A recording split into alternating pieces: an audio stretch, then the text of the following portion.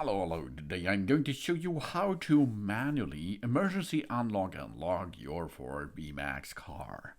The first thing, of course, the central lock unit does not have a function, then you will have a problem that you can close all your doors on your B-Max as well.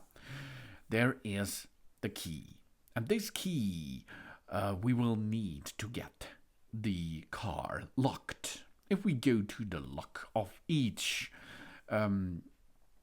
door, we can see there is a slice area, and this slice area we can push a button into it. After a click sound you can hear, that means this lock is now locked. Steady lock, baby. And you can see if you close the gate, it is really locked. So do not forget the key inside, okay? Because now it's locked, really locked. And then to the next thing is, of course, the other way is open the slide door and go to the lock area on the back side too. Then you can find another slide. Here it is an extra area, and this we have to push inside with the key as well. Over there, push it into position. Not the lock underneath, but over the lock area. You can push it and lock the system.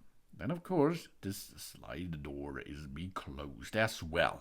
Good job, hey? So we can now go and have a seat at the driver's side because the gate, the door of the driver's side has something. That means there is a lock which we can use to enter into the system and, of course, to close the system if it is necessary. If the central locking system does not appear, of course, we can go inside the car to lock all the others too.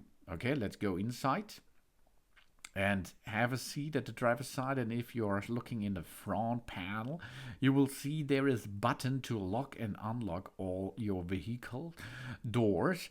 And this is for the trunk and for the side and so on. You can make this manual by pushing this button in the center console. And then, of course, everything's locked. Job's done, baby. Thanks for watching, and please subscribe me and give me a positive feedback, and I hope to see you again on my channel. Soon.